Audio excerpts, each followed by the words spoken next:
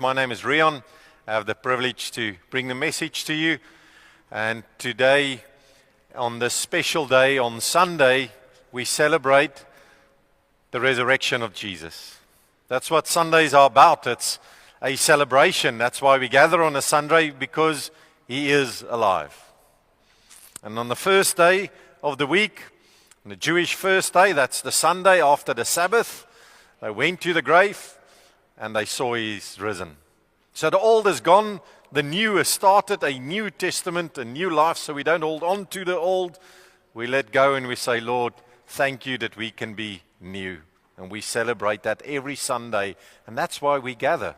We get together as a body to celebrate, we share testimonies, we hear from His Word, and we get replenished, we get fed through His Word.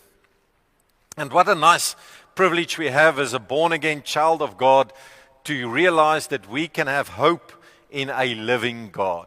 And this year, Holy Spirit pressed on our heart here in AFM Lewende Waters to say that where there's a world around us that loses hope, when you look at media and everything that's going on around us, we can say our hope is not in what I see around me, but my hope is in a living God.